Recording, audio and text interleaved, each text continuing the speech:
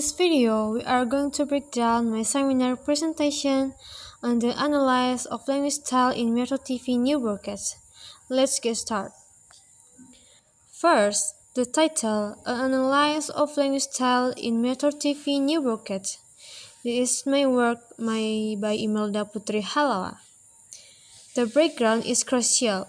We all know language is the primary communication tool and reflects cultural and social dynamics. This research falls under applied linguistics because we analyze language use in a real-world context, Metro TV New Broadcast. We also use discourse analysis to understand language within its social context, including word choice, style, and underlying ideologies. Interestingly, Metro TV's language style has changed. It's more relaxed, humorous, and closely aligned with the language of Gen Z. This is significant because it makes the news more engaging, and the response from netizens has been positive. Okay guys, in this point highlights that an informal and satirical presentation style fosters strong emotional engagement with the audience, particularly among younger viewers. This suggests that this style of communication resonates more effectively with younger generations, likely due to its relatable and less formal tone. Humor and satire, when used appropriately, can make complex or serious topics more accessible and engaging. And the last, the point emphasizes the importance of studying this phenomenon, the effectiveness of informal and satirical styles. It argues that this style reflects how language is used and changed within mass media, and how that impacts public opinion. In a sense, the way presenters choose to communicate shapes how audiences receive and understand information. Studying this connection gives insight into the power of language and its influence on shaping public perception and societal attitudes. Next, the preliminary study. I focus on presenter Valentinus Reza. His style is unique, expressive, humorous, and satirical. He frequently used Gen Z slang and terms like Gascon, healing, jujurly, and humorous metaphors relevant to the news. This is what netizens appreciate. It feels more relaxed, fresh, and easily digestible, especially for young people.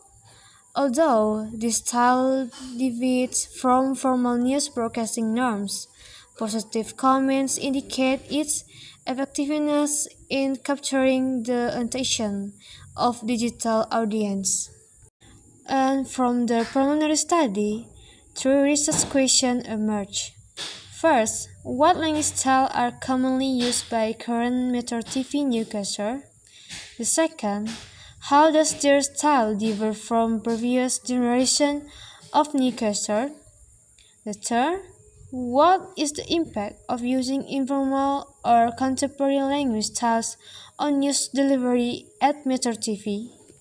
Okay, next is the literature review. First, language style. Think of it as the way we speak. It varies depending on the context, purpose, and audience. Formal informal slang, Karaf 2010, points out that language style also reflects our personality. This research will analyze the language style used by Metro TV presenters. Second, discourse analysis. This is like analyzing what is said and how it's said. We look beyond the words themselves, examining the broader social and cultural context. Brown and Newell emphasize analyzing language as it's actually used in communication, not just in theory. Sheffrin adds that we should also consider potential underlying messages or ideologies conveyed through language. Third, we discuss about Genji language. The language of young people today is unique. Lots of abbreviations, English loanwords, and slang that older generation might not understand. For example, OOTD, bestie, gaskan, gabut. This research will explore whether Gandhi language is used in Metro TV new broadcasts and its effects. 4. Informal language. This is language used in casual, familiar, and unofficial settings. Holmes notes that informal language often indicates social closeness. Interestingly, Metro TV is now using more informal language. It is this strategy to attract younger viewers? That's a question we'll explore. And the last, new broadcasts. The style of news broadcasts has changed. It used to be very formal and serious. Now, many broadcasts are more communicative and entertaining. Metro TV has also followed this trend. Extron highlights the increasing importance of a presenter's performance in building rapport with the audience. Therefore, we all compare Metro TV news broadcast style with traditional styles. Then there is a methodology. This is descriptive qualitative research. I describe the language style in detail without statistical data. Data was collected through documentation, watching and transcribing Metro TV broadcasts from YouTube, TikTok, and their official website. For data analysis, I used the Miles Huberman and Saldana model. Data validity was ensured through source and theory triangulation. Okay guys, now about research result. Metro TV Newcastle now use a combination of formal and informal language with a lot of Genji terms. I provide example on this slide. The first example, interjection. Interjection is words expression emotion or spontaneous reactions. And the many expression interjection I provide for you. The first is gas. Gas, an exclamation of encouragement or motivation, similar to come on or let's go. Nyungsap, an expression of describing failure or something falling or not succeeding. Uye, an expression of excessive joy or excitement. And nyungsap is similar to above, indicating failure or disappointment. Now about slang. Slang, informal is informal word or phrase commonly used in everyday conversation. For example, jebret, sungkem, chill aja, fifth lane to hell, no woman no cry, and jejurly. Jebret, an expression describing something fast, sudden, or easy. Sungkem, in Javanese tradition of asking for blessing from others. In slang, it might be used ironically or sarcastically. Chill aja, an expression suggesting staying calm or relaxed, like chill out. VIP lane to hell, a metaphor describing a fast track to destruction or a bad situation, often related to corruption or injustice. No Woman No Cry, lyrics from a Bob Marley song. In this context, it might be used to describe a difficult situation that must be faced stoically.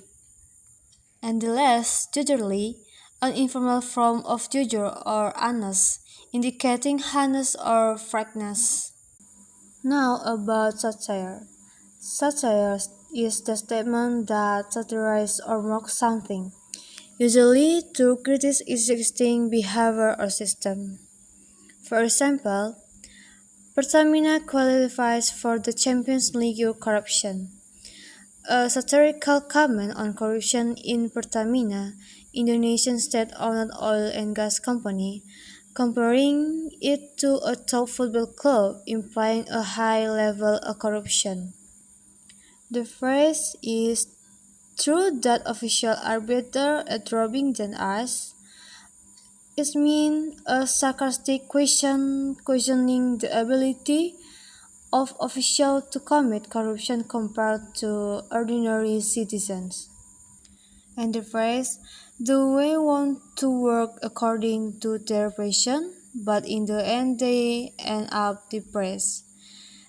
Such on a system that doesn't support individual passions or interests, leading to disappointment. And the last about modern metaphors. Modern metaphors is comparison using contemporary things to illustrate a concept or situation. For example, corruption for us by us for them. A metaphor showing corruption perpetrated by the people but benefiting others. It means the elite. And the last example, in the end, the 2024 ransomware attack provide one thing. In Indonesia, hackers bow down to corruptors because corruptors don't just steal data but steal our fight feature. A metaphor illustrating how corruption in Indonesia is stronger than cybercrime, as corruption steals the nation's future. Compared to the older style, since 2000 until 2010, the current style is much more expressive and relatable to young audience. Netizen comment analysis shows 60% found it easier to understand and relate to, while 4% found it more entertaining. In conclusion, Metro TV now uses a more informal and Gen-Z-specific language style, successfully increasing engagement among younger audience. However, the challenge lies in maintaining journalistic professionalism and objectivity. The suggestions are for media practitioners to continue innovating without compromising journalistic ethics. This research can also serve as a reference for sociolinguistics, discourse analysis, and media courses. So guys, this is all about my video. Hopefully this explanation helps you understand my research. And don't forget to like and subscribe. Thank you.